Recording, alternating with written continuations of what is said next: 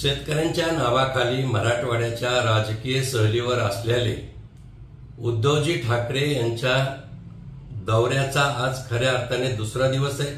काल त्यांनी संभाजीनगर, बीड, धाराशिव जिल्ह्यात काही शेतकऱ्यांच्या सोबत संवाद साधण्याचा प्रयत्न केला, पण बीडमध्ये तर त्यांचा फज्जा उडाला।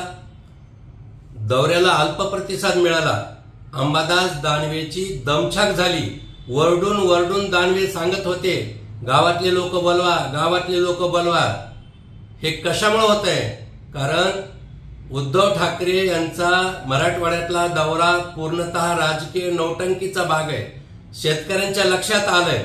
आणि दुसरी गोष्ट म्हणजे दौऱ्याच्या नावाखाली त्यांनी संघटनात्मक बांधणी सुद्धा सुरू केली।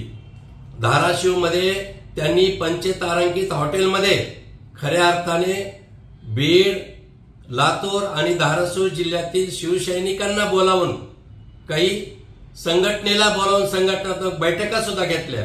मला असं वाटतं की शेतकऱ्यांच्या नावाने पुळका दाखवायचा आणि त्यांच्याच नावाने राजकारण करायचं आणि आपला राजकीय स्वार्थ त्यावर साधायचा, हे नाटक मराठवाड्यातल्या शेतकऱ्यांनी ओळखलं आणि म्हणूनच त्यांच्या दौऱ्याचा फज्जा उडत आहे हे नक्की।